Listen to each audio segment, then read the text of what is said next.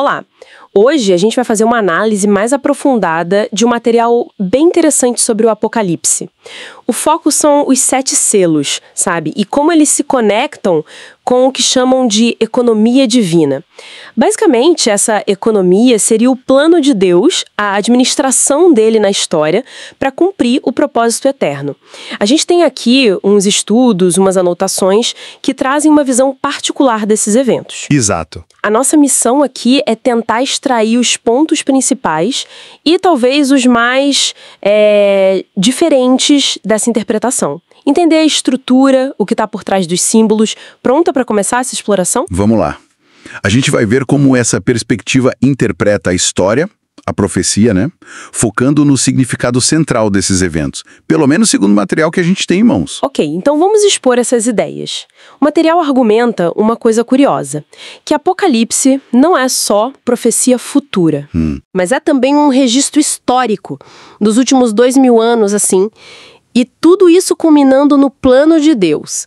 E a chave para entender isso seria a abertura dos 7 selos por Cristo lá em Apocalipse 5. E o ponto central, né, que eles ressaltam é que só Cristo, que é descrito como o leão cordeiro. Leão porque venceu, o cordeiro porque redimiu, certo? Isso. Só ele seria digno de abrir esse livro selado. E esse livro teria o mistério todo do plano de Deus. Os selos, então, nessa visão, são a própria história acontecendo. Aqui a coisa fica bem interessante. A interpretação dos primeiros 4 selos, lá de Apocalipse 6, é vista como uma corrida de cavalos. Simbólica, claro, representando esses 2 milênios. Uma corrida é... O primeiro cavalo, o branco, simboliza a pregação do evangelho. E ele tem um arco, mas sem flecha. Por que isso, segundo essa leitura? Então, a explicação que dão é que a flecha já foi lançada na cruz. Tipo, a vitória decisiva contra o inimigo, contra o pecado, já foi garantida por Cristo, sabe? Ah, entendi. Seria um evangelho de paz avançando pacificamente, mas destinado a conquistar. Ele sempre vai na frente da corrida. E logo atrás dele vem os outros. O vermelho, que é a guerra, o preto, a fome, e o amarelo, a morte. Isso. A guerra tira a paz, a fome traz a escassez, né, tem a balança, e a morte ceifa vidas, seguida pelo Hades. Mas o detalhe que me chamou a atenção nessa análise é a sugestão de que esses 3 cavalos, que são negativos, né, guerra, fome, morte, Sim. Eles, na verdade, de forma paradoxal, ajudam o cavalo branco a avançar. Essa parte é inesperada. A ideia é que a guerra, a fome e a morte, elas criariam aberturas no coração das pessoas, impulsionando, mesmo que indiretamente, a necessidade de ouvir o evangelho. Uma dinâmica onde o negativo acaba servindo a um propósito maior, então. Uau! Exatamente. É o que o material sugere. Bom, depois dessa corrida histórica, vem o 5º selo. Ele revela o clamor dos mártires. Apocalipse 6, verso 9, diz que eles estão debaixo do altar. Como que interpretam essa localização? Nessa visão particular, debaixo do altar significa que a vida deles foi um sacrifício para Deus.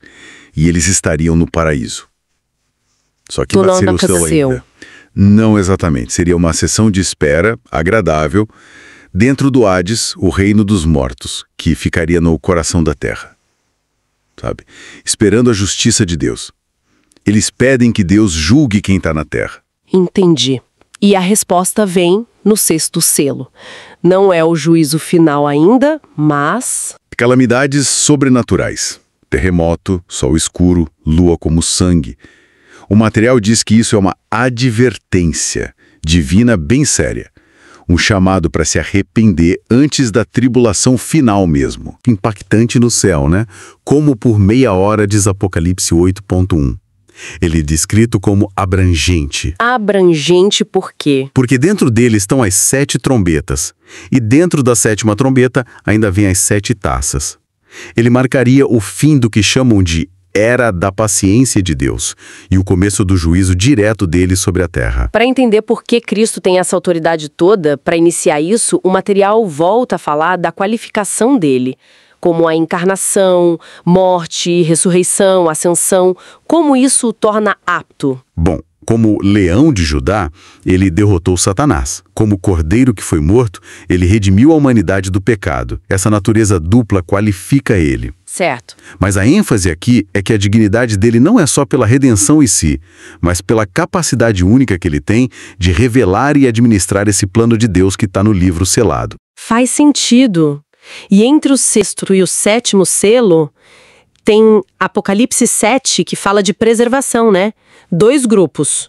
Os 144 mil israelitas selados e uma multidão de redimidos. Como a preservação funciona para os crentes? Então, para os israelitas, o selo na testa seria a proteção divina aqui na terra mesmo. Para os crentes de outras nações, a preservação seria pelo arrebatamento. Ah, o arrebatamento. Só que tem um ponto diferente nessa interpretação. A condição de maturidade espiritual. Maturidade, como assim? Sugere-se que só os maduros e prontos, que são chamados de primícias, seriam arrebatados antes da grande tribulação. Os outros, a colheita, amadureceriam durante esse período difícil e seriam levados só depois. Nossa, uma leitura bem específica e cheia de detalhes essa que a gente recebeu. Então a gente percorreu a visão do Apocalipse como história e profecia, a tal corrida dos cavaleiros, o clamor dos mártires lá debaixo do altar, as advertências divinas, a centralidade de Cristo e essa ideia de maturidade para o arrebatamento. Ufa! Exato. É uma visão bem interligada. A conexão entre selos, trompetas e taças é vista como prova da sabedoria de Deus conduzindo tudo. E o objetivo final nessa leitura é sempre o propósito de Deus de ter a sua morada eterna, a Nova Jerusalém, a união final dele com a humanidade redimida. Fica uma reflexão interessante, né? Se essa interpretação vê até os eventos ruins da história, guerra, fome, como instrumentos que, de um jeito inesperado, abrem caminho para um propósito maior, como será que isso poderia nos fazer olhar para as crises e dificuldades de hoje? Talvez com uma ótica diferente sobre o propósito divino nelas. É algo para a gente pensar.